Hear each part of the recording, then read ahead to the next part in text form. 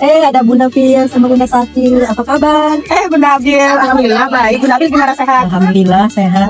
Via, gimana? Jadi dimasukin sekolah TK apa Talistung? Tempo hari kan masih galau mau dimasukin TK apa Talistung?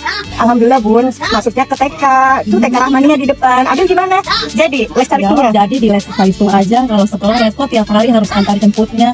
Udah gitu belum tentu bisa baca. Kalau di Talistung biar fokus di baca tulis buat persiapan nanti ke sekolah SD. Terus gitu gurunya dikasih PR lagi biar cepat bisa bacanya. Oh gitu ya. Terus gimana Abilnya? Happy les Talistumnya? Nah gitu, banyak drama. Kadang-kadang mau main lah, nggak mau belajar lah. Saya juga bingung.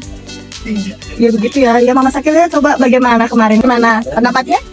Bunda Abil, dulu juga Sakil kayak gitu ya. Anaknya saya dimasukin ke les Talistung aja. Tapi begitu anaknya masuk SD nih, kelas 1, anaknya belum mampu adaptasi, belum berani interaksi dengan teman-teman lainnya. Berbeda dengan teman-temannya yang sudah melewati masa-masa pendidikan di PAUD.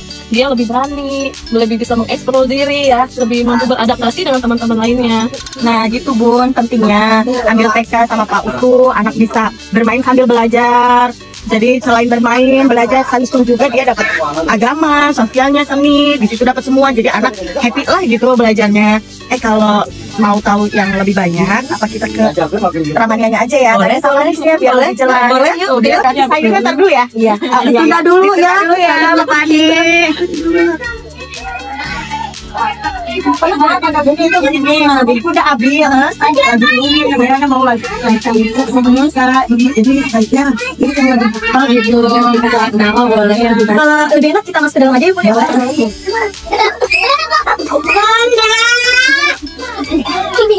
Ayo Bu, silakan duduk dulu Bu. Ini makasih ya, kita ngobrolin di sini aja ya Bu ya. Iya, jadi menggali. Jadi Bunda masih bingung untuk masukkan di les atau di TK ya Bun ya?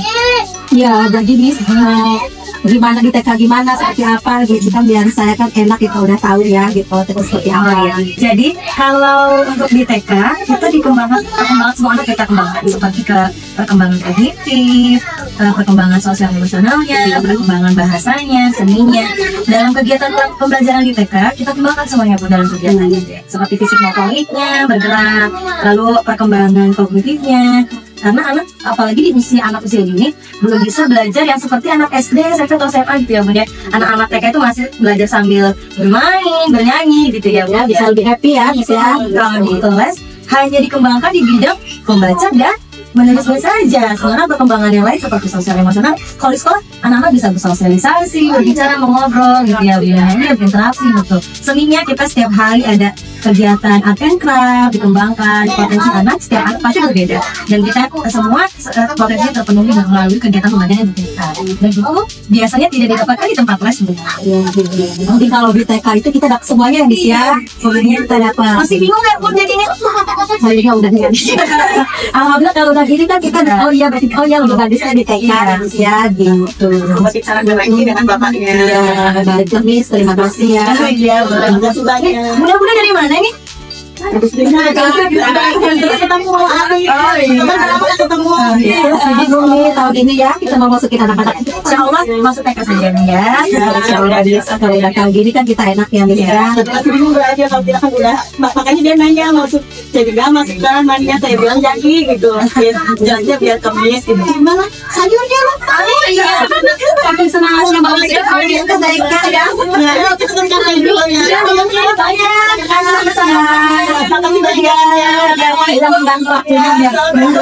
Bapak Ibu, pernahkah mengalami hal seperti tadi? Hal ini sering terjadi pada orang tua murid yang ada di PAUD. Mereka merasa khawatir ketika anak-anaknya setelah selesai belajar di PAUD belum bisa membaca, menulis, maupun berhitung. Miskonsepsi ini umum terjadi mengenai makna kesiapan bersekolah. Lalu, bagaimana memastikan mengantarkan anak-anak sukses ke jenjang pendidikan sekolah dasar? Caranya, ya jangan terburu-buru dulu. Langsung meminta anak harus bisa ini dan bisa itu. Beri kesempatan anak untuk berproses. Karena setiap anak memiliki perkembangan dan kemampuan yang berbeda-beda. Mereka berhak mendapatkan hak yang sama, yaitu hak kemampuan, fondasi, dan menjadi pembelajar sepanjang hayat. Ketika masuk ke jenjang pendidikan SD, ada proses yang sering kali terlupakan. Ada jurang besar yang harus anak-anak lompati untuk sukses di SD. Banyak kemampuan yang harus mereka kuasai, bahkan di luar kapasitas mereka. Masa transisi ini bukanlah masa yang mudah bagi mereka, karena banyak sekali perbedaan antara di PAUD dan di SD, sehingga menuntut mereka untuk memenuhi tuntutan tersebut secara cepat dan tepat, sehingga pada akhirnya menimbulkan tekanan bagi anak.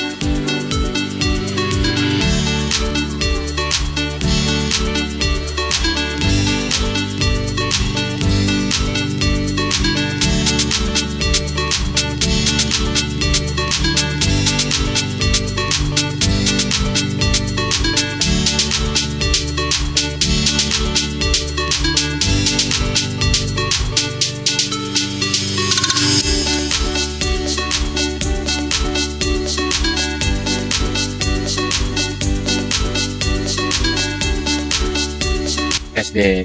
Artinya pembelajaran di sekolah itu antara PAUD ke SD itu ada kesesuaian, sehingga tidak ditekankan pada calistung, tidak ditekankan pada MPLS, tapi mereka belajar sambil bermain.